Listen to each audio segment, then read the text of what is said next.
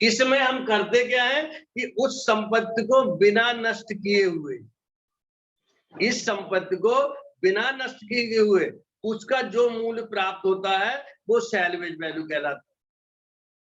अब इसमें जो व्यक्ति खरीदने वाला है वो उस संपत्ति का इस्तेमाल किसी अन्य उद्देश्य की पूर्ति के लिए करता है। ठीक है, तो सैल्वेज वैल्यू यानी संपत्ति का वह मूल्य जो इसका उपयोगिता काल समाप्त होने के पश्चात बिना नष्ट किए हुए, बिल्डिंग है तो एज इट इज। अगर मान लीजिए एक उदाहरण लीजिए, मान लीजिए आपके पास एक मोटरसाइकिल है, मोटरसाइकिल बिल्कुल समाप्त हो गया उसका समय, अब इसको आप नहीं चला सकते, तो आपने क्या किया, जैसी पोजीशन में है उसी पोजीशन में बेच दी। आपने खरीदी थी 50,000 की और लास्ट में आपने उसको बेच दी 5,000 रुपए में, तो आपने उसको नष्ट नहीं किया। ठीक है, तो वो वैल्यू कहलाएगी सैल्वेज वैल्यू। स्क्रैप वैल्यू का मतलब कि सेम है कि जीवन काल समाप्त होने के पश्चात जो बुक वैल्यू है वो सैल्वेज वैल्यू, स्क्रैप वैल्यू कहलाएगी। स्क्रैप वैल्यू में हम उस संपत्ति को नष्ट करते हैं, यानी क्षतिग्रस्त करते हैं, और उसमें जो निकलने वाली सामग्री है उसको अलग अलग बेचते हैं। जैसे बिल्डिंग है, हमने उसको तोड़ दिया, उसमें जो दरवाजे खिड़की निकले उनको अलग बेच दिया, ईंटा निकला उसको बेच दिया, सरिया निकला उसको बेच दिया। तो इस तरीके से जो हमें धनराशि प्राप्त हुई, उस धनराशि में से हमने उसको जो तोड़ने में खर्चा किया, डिसमेंटल करने में जो खर्चा किया, वो कॉस्ट उससे घटा लेंगे, तो ये वैल्यू हमारी कहलाएगी स्क्रैप वैल्यू। ठीक है, और ये जो स्क्रैप वैल्यू हो या सैल्वेज वैल्यू हो, ये इसकी जो ओरिजिनल कॉस्ट है उसका 10% मानी जाती, जो भी हमारी इसकी ओरिजिनल कॉस्ट है उसका 10% हम स्क्रैप वैल्यू या सैल्वेज वैल्यू मान। अगर हमने कोई संपत्ति 1 लाख रुपए में तैयार की और उसकी यूटिलिटी पीरियड समाप्त हो गया, तो इसका मतलब मान लेते हैं कि 10,000 में तो बिकनी ही है। ठीक है, तो इस तरीके से सैल्वेज वैल्यू और बुक वैल्यू इन दोनों में कंफ्यूज होने की आवश्यकता नहीं है। ठीक है, इसके बाद नेक्स्ट टर्म आता है कैपिटल कॉस्ट। नेक्स्ट टर्म है कैपिटल कॉस्ट। कैपिटल कॉस्ट का मतलब अगर संपत्ति के रूप में हम भवन को मान लें, तो इसमें भवन के निर्माण में होने वाला वास्तविक व्यय प्लस भूमि की कीमत, इन दोनों का योग, ये इसकी कहलाएगी पूंजीगत लागत। पूंजीगत लागत यानी किसी भी प्रॉपर्टी में जो हासिल करने में जितना भी खर्चा आया वो हमारा सब इसका कैपिटल कॉस्ट कहलाता है, पूंजीगत लागत कहलाता है। ठीक है, दूसरी इसमें अगला टर्म्स है ऑब्सोलेंसेस। ऑब्सोलेंसेस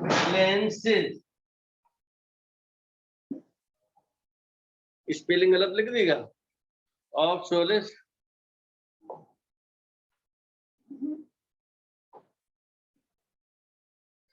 ऑब्सोलेंस लुप्तप्रायता, लुप्तप्रायता।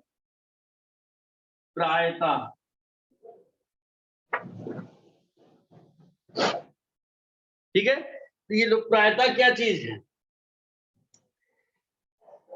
यानी जब संपत्ति की जो हमने निर्माण कराया था, अब निर्माण की जो टेक्निक है वो बदल गई। ठीक है, निर्माण की टेक्निक बदल गई, समाज में रहने वाले लोगों की धारणा बदल गई। ठीक है, तो क्या होता है, संपत्ति के मूल्य में कमी आ जाती है, गिरावट हो जाती है। जैसे मान लो पहले लोग क्या करते थे कि दीवारें 14 इंची और इससे ज्यादा मोटी मोटी दीवारें बनाते थे, उसकी भले कॉस्ट ज्यादा आती हो।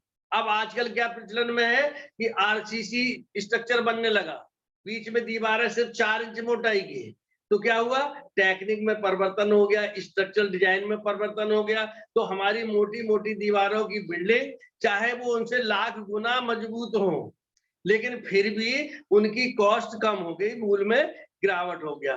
तो इसको हम कहते हैं लुप्तप्रायता। ठीक है, ये टर्म्स हैं, इनको आपको बिल्कुल याद करना होगा कि डेफिनेशन के रूप में लिखने को आ सकते हैं। तो ये हमारी लुप्तप्रायता जो है, निर्माण तकनीक के प्रचलन में न रहने पे, प्रयोग करने के मेथड में बदलाव आने से, सामाजिक धारणा के परिवर्तन हो जाने से, और भी कह लीजिए जो भी है, उस कारण जो है इसके मूल में गिरावट जो है वो लुप्तप्रायता कहलाती है। इसके अलावा सिंकिंग फंड, ये नोट कर लेना, आपकी बुक में जो दिए हो उनको नोट करके उनको याद कर लेना। सिंकिंग फंड, इसको हिंदी में कहते हैं शोधन निधि। ठीक है, शोधन निधि का मतलब क्या है कि जब कोई भी संपत्ति जिसको भी हमने तैयार किया है, तो उसकी एक निश्चित सीमा है कि इस समय तक ये उपयोग की जा सकेगी। तो हमको संपत्ति को पुनः अर्जित करने के लिए, यानी हमारी जैसे कोई मशीनरी है, हमने देखा कि भाई मशीनरी आज हमने 50,000 रुपए में खरीदी, अब ये मशीन हमारी 10 साल काम करेगी। 10 साल बाद क्या होगा कि इस मशीन को जब इस्तेमाल करेंगे तो ये हमारी जीवन काल समाप्त होने के पश्चात सैल्वेज वैल्यू या स्क्रैप वैल्यू में परिवर्तित हो जाएगी, यानी अब हम उसको दोबारा इस्तेमाल नहीं कर सकते। तो हमको उस मशीनरी को दोबारा स्थापित करने के लिए हमको धनराशि की जरूरत पड़ेगी। तो वो धनराशि कहाँ से आएगी? तो हम क्या करते हैं, एक निश्चित जो हमारी जो प्रचलित ब्याज की अधिकतम दर है, उस पर एक निश्चित धनराशि, जितने समय का इसका जीवन काल है उतने समय तक हम लगातार जमा करते जाते हैं। जमा करने के बाद इसके जो उपयोगिता काल समाप्त होगा तो हमको एक मुश्त धनराशि प्राप्त हो जाएगी। उस धनराशि से हम इस जो भी हमारी संपत्ति है उसको पुनः स्थापित कर लेंगे, पुनः अर्जित कर लेंगे। तो ये सिंकिंग फंड का मतलब है कि वार्षिक एक धनराशि जो प्रचलित ब्याज की दर से किसी बैंक या कोई भी हमारी ऐसी कंपनी है जिसमें जमा करें, और उसको जीवन काल समाप्त होने के पश्चात वो धनराशि हमको प्राप्त हो जाए, जिससे कि ये हम संपत्ति को पुनः अर्जित कर सके। ठीक है, तो जो हम प्रतिवर्ष एक मुश्त धनराशि जमा करते हैं उसको हम सिंकिंग फंड कहते हैं। ठीक है, या सिंकिंग फंड की किस्त कहते हैं। क्लियर? अब जैसे मान लो कि किसी भी संपत्ति की जो कॉस्ट है वो हमारी होगी 50,000। ठीक है, अब आपको पता है कि इसकी जो लाइफ है ये 10 वर्ष की है, तो 10 साल के बाद जो स्क्रैप वैल्यू है, स्क्रैप वैल्यू ये इसका 10% यानी 5,000 रुपए हमको स्क्रैप में जो है लगाने मिल जाएगा। 50,000 इसकी कॉस्ट है, 10 साल इसका जीवन काल है, तो स्क्रैप वैल्यू के रूप में हमको 5,000 रुपए प्राप्त हो जाएगा। तो हमको इस मशीन के लिए कितने रुपए और चाहिए? 50,000 में से 5,000 कम कर दिए, तो ये हमारे हो गए 45,000 रुपए। 45,000 रुपए हमको जो भी ब्याज की दर चल रही है, मान ली 6% रेट ऑफ इंटरेस्ट चल रहा है, तो हम एक मुश्त धनराशि कैलकुलेट करेंगे कि हमको 10 साल के बाद 45,000 रुपए प्राप्त हो जाए। ठीक है, तो ये हमारा कहलाता है amount of sinking fund. Amount of sinking fund. और जो इसकी सालाना किस्त आएगी उसको हम कहेंगे प्रीमियम या इंस्टॉलमेंट ऑफ सिंकिंग फंड। तो इस तरीके से ये हमारी ये मुख्य जो टर्म्स हैं ये इस्तेमाल होते हैं। अब इसमें कैसे निकालेंगे ये हम आपको बताते हैं। तो इसमें सिंकिंग फंड इंस्टॉलमेंट निकालने के लिए एक फार्मूले का इस्तेमाल होता है।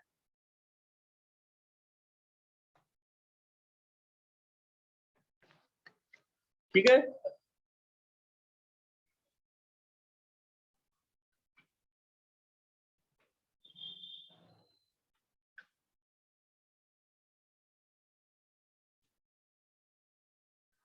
इंस्टॉलमेंट ऑफ सिंकिंग फंड, यानी सिंकिंग फंड की किस्त, इसको हम कैपिटल आई के द्वारा प्रदर्शित करते हैं। ठीक है, इसके लिए फार्मूला ऐसे करते हैं, F into I divided by 1 plus I की पावर n माइनस 1। ठीक है, तो ये हमारा फार्मूला है। इसमें एफ क्या है? F A amount of sinking fund, शोधन निधि की धनराशि। आई क्या है? Rate of interest, rate of interest. N क्या है? लाइफ ऑफ प्रॉपर्टी, किसी संपत्ति का जीवन काल। ठीक है, तो अब जैसे हमने इसके पहले उदाहरण बता रहे थे कि मान लीजिए किसी के ओरिजिनल कॉस्ट सी बराबर 50,000 रुपए, स्क्रैप वैल्यू या salvage value is equal to S, तो एस बराबर हो गया 5,000 रुपए। तो एफ बराबर कितना हुआ? एफ बराबर हुआ 45,000 रुपए। तो हमने यहां पर लिख दिया 45,000।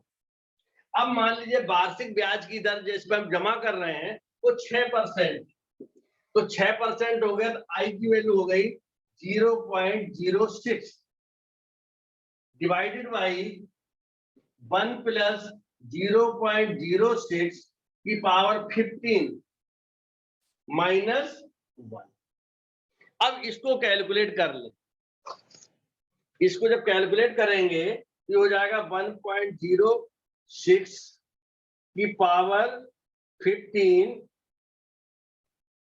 माइनस 1। तो ये ऊपर तो वैल्यू आ गई हमारी, 2 जीरो कम हो गई।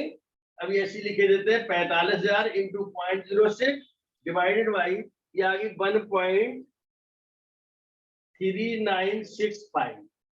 ठीक है, तो इसको भाग दे दें 45,000 इंटू 0.06 डिवाइडेड बाई आंसर, तो ये आ गई 1933 रुपए। 1933 रुपए, यानी हम 1933 रुपए सालाना जमा करें तो 10 साल बाद, ठीक है, कैलकुलेशन चेक कर लेना, तो 10 साल बाद हमको 45,000 रुपए प्राप्त हो जाएंगे। ठीक है, तो इस तरीके से हम प्रीमियम कैलकुलेट कर लेते।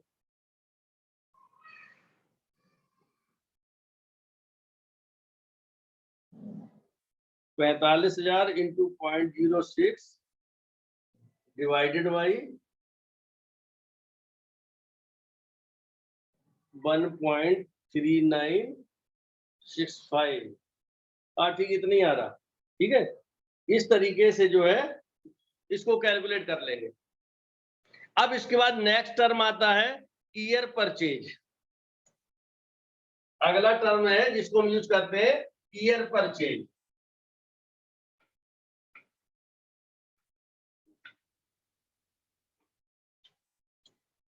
ईयर परचेज हिंदी में इसको कहते हैं वार्षिक खरीद। वार्षिक खरीद, इसका मतलब क्या हुआ? इसकी थोड़ी सी परिभाषा टिपिकल है। इसका मतलब ये हुआ, ईयर परचेज का मतलब है कि वह आवश्यक धनराशि जिसे निश्चित ब्याज की दर पर जमा करने के उपरांत ब्याज के रूप में 1 रुपए प्राप्त हो, यानी वह धनराशि जिसे निश्चित ब्याज की दर पर, निश्चित प्रचलित ब्याज की दर पर जमा करने के उपरांत 1 वर्ष में 1 रुपए प्राप्त हो, तो उसको हम कहते हैं ईयर परचेज। ठीक है, जो धनराशि हम इन्वेस्ट करते हैं, निवेश करते हैं, किसके लिए? 1 रुपए प्राप्त करने के लिए, तो वो धनराशि ईयर परचेज कहलाती है। अब जैसे उदाहरण के लिए हमारे जो रेट ऑफ इंटरेस्ट मान लो 5% चल रहा है, रेट ऑफ इंटरेस्ट 5% है, तो इसका मतलब क्या हुआ कि अगर हम 100 रुपए यानी 5 रुपए प्राप्त करना हो, 5 रुपए प्राप्त करने के लिए निवेश कितने रुपए का करेंगे? निवेश करेंगे 100 रुपए का, 100 रुपए करेंगे निवेश, और हमको प्राप्त कितना करना? 1 रुपए। तो 1 रुपए प्राप्त करने के लिए 100/5 यानी कि 20, तो ये 20 रुपए जो है ये ईयर परचेज है। क्लियर? यानी वह धनराशि जिससे निश्चित ब्याज की दर पर 1 वर्ष के लिए निवेश करने पर ब्याज के रूप में 1 रुपए प्राप्त हो। तो अगर हम 20 रुपए 5% रेट ऑफ इंटरेस्ट पे जमा करेंगे तो हमको 1 रुपए प्राप्त होगा। क्लियर? तो इसको हम कहेंगे ईयर परचेज। तो ईयर परचेज को शॉर्ट में लिखते हैं YP इज इक्वल टू 100 की जगह इसको हम ऐसे भी लिख सकते हैं 1/I, I की वैल्यू दशमलव में, यानी I इक्वल टू 5% मतलब 0.05, तो या तो 100/5 लिखो या 1/0.05 लिख दो, तो इसका मतलब हो ये ईयर परचेज कहलाएगा। क्लियर है? तो ये ईयर परचेज कहलाएगा। अगर हम किसी संपत्ति के लिए सिंकिंग फंड की इंस्टॉलमेंट दे रहे हैं, सिंकिंग फंड भी जमा कर रहे हैं, तो उस स्थिति में year purchase YP equal to होता है 1/I प्लस IC। तब हम ईयर परचेज के लिए फार्मूला इस्तेमाल करते हैं 1 + IC। IC क्या है? Coefficient of sinking fund instalment. देखिए सिंकिंग फंड इंस्टॉलमेंट का फार्मूला क्या लिखा था? I equal to F into I 1 + I की पावर n -1, ये फार्मूला लिखा था। तो इससे हमको क्या लिखे? सिंकिंग फंड की किस्त। अब हम इसमें से ये चीज हटा दें, F हटा दें, तो क्या बचा? I/1 + I की पावर n -1, तो ये कहलाएगा coefficient of sinking fund instalment. ठीक है, तो ये कहलाएगा कोफिशिएंट। तो इसकी वैल्यू इसमें पुट करके तब हम ईयर परचेज निकालते। ठीक है, बात समझ में आ रही? तो इस तरीके से अब आज की एक लास्ट डेफिनेशन, कैपिटलाइज्ड वैल्यू।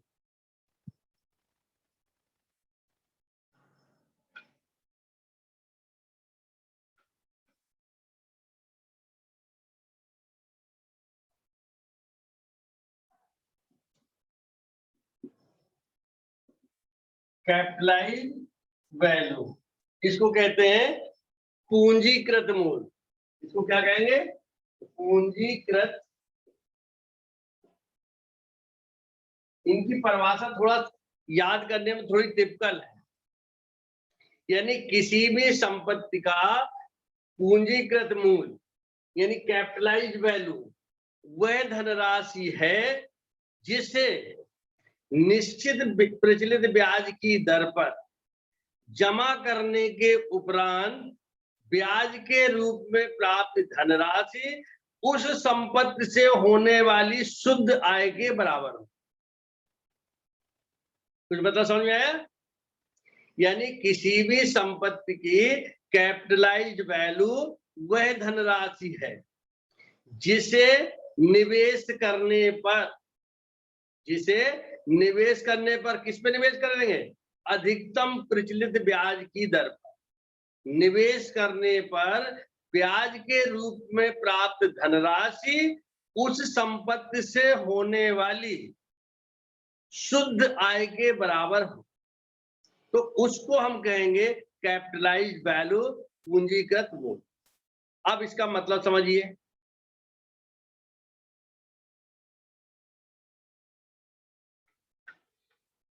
मान लीजिए किसी भी संपत्ति से एक साल में 50,000 रुपया हमको नेट इनकम हो। Net income is equal to 50,000। ठीक है, ये पर एनम एक साल में। अब मान लीजिए कि प्रचलित ब्याज की दर हमारी जो चल रही है, हमने देखा कि अधिकतम कहां से इंटरेस्ट मिलेगा, जैसे मान लीजिए 8% ब्याज चल रहा है, कुछ भी हो सकता है।